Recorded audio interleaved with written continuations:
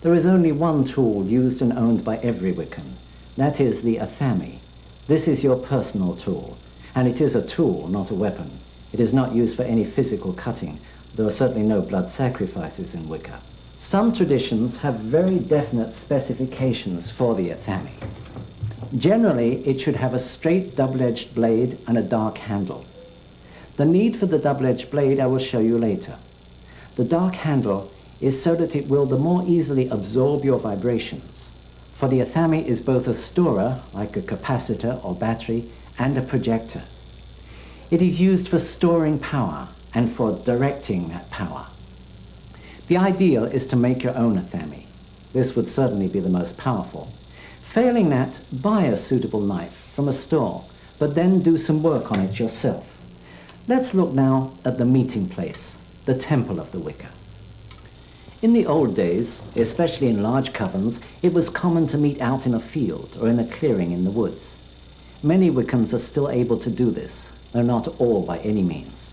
You certainly need to consider such factors as availability, accessibility, privacy, security, and even such a seemingly mundane factor as weather. The size of the circle is determined by the number of people who will be using it. A popular size, though by no means mandatory, is 9 feet in diameter. For a solitary, a 6-foot circle is far more comfortable. If you have a large group, don't try to squeeze them all into a small circle. Have the group take hands and stand with arms outstretched. Then a circle that will enclose them all is just the right size.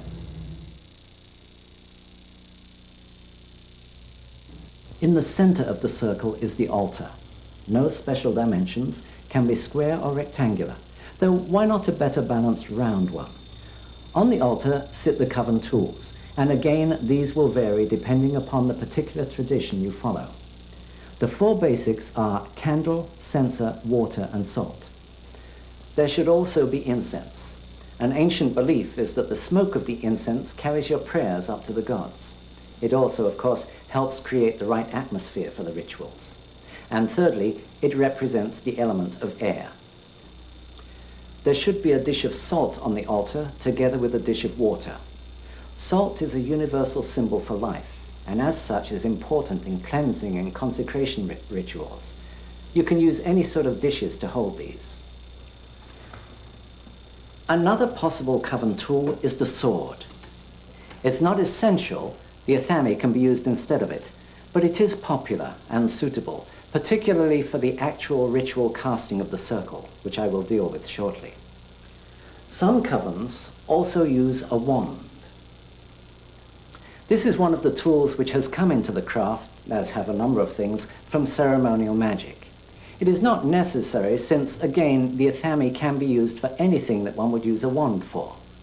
Other items used by various groups for differing reasons include a pentacle, white-handled knife, and bell. As I said before, whatever you decide to use, have a good reason for using it. A group of Wiccans, as I have mentioned, is called a coven. From among these, a leader or leaders are chosen, the priest and or priestess. In some traditions, degree systems operate.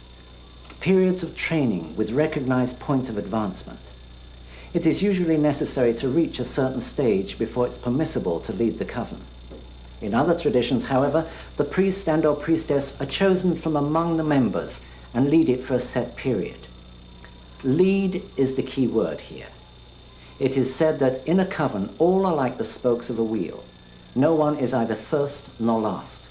That is how it should be. The priesthood lead the rituals. They do not rule the group. The priest represents the god of Wicca, and the priestess represents the goddess. The beginning is the whole opening ritual, setting up and consecrating the temple for the meeting. The area has been designated, the circle on the ground. The altar is set up. The coven members stand within the circle.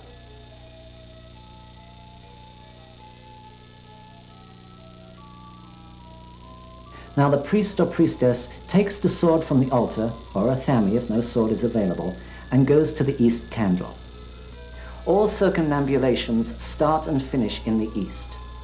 Generally, all movement is sunwise or deersil.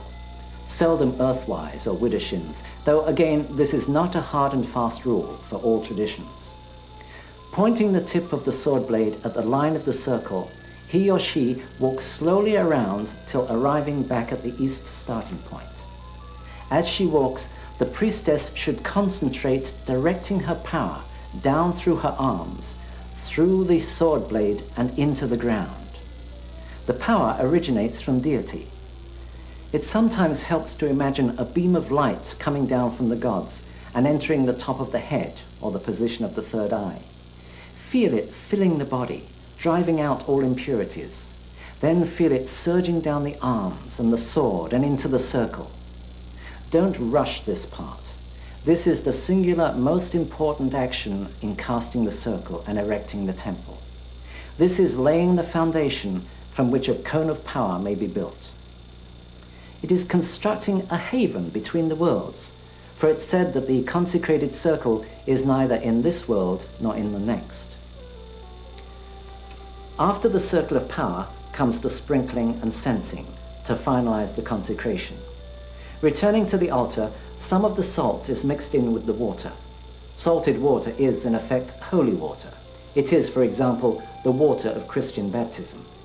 As salt is life, let it purify us in all ways that we may use it. Let it cleanse our bodies and spirits as we dedicate ourselves in these rites to the glory of the God and of the Goddess.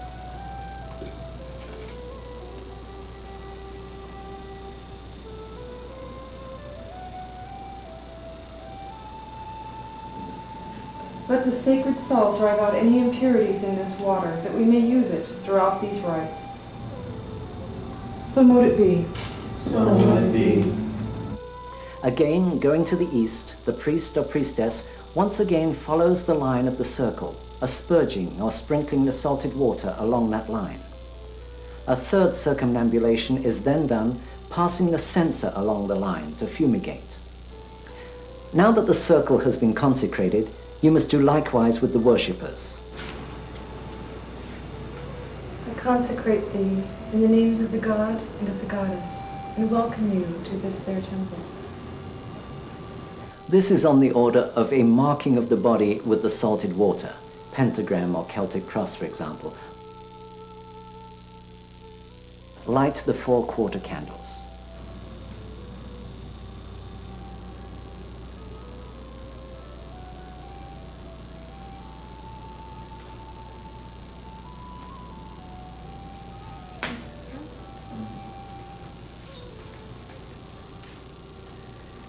Here I bring light and air in at the east to illuminate our temple and bring it the breath of life.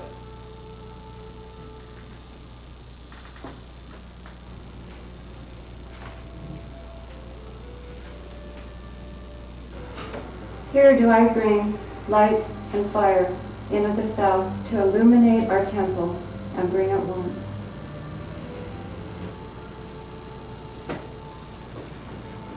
Here do I bring light and water in at the west to illuminate our temple and wash it clean.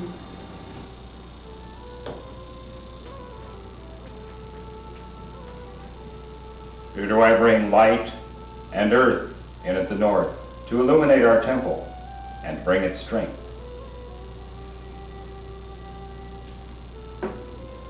At this point, many traditions, though certainly not all, acknowledge the 4 quarters, oftentimes referred to as the watchtowers of those quarters. All hail to the element of air, watchtower of the east. May it stand in strength, ever watching over our circle.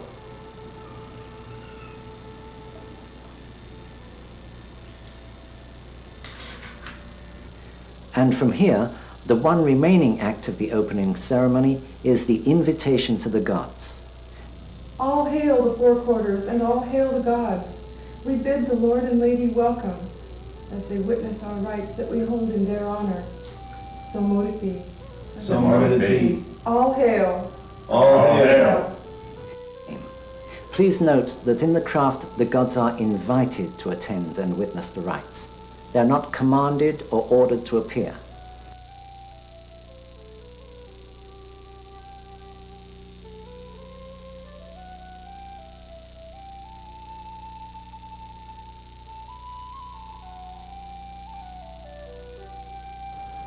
At this inviting, wine or fruit juice, if you prefer, is drunk to the gods, a libation always being poured first.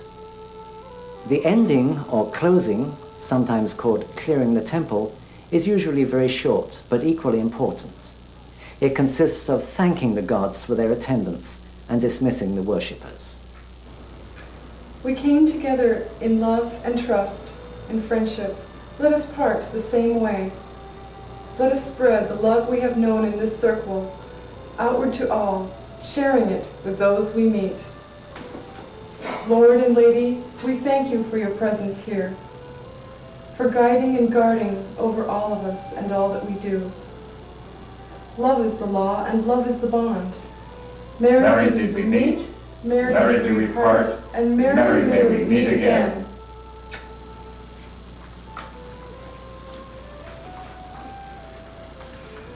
The temple is cleared. There is no need for any sort of ritually breaking the consecrated circle. The very fact of everyone moving out of it is sufficient to break it.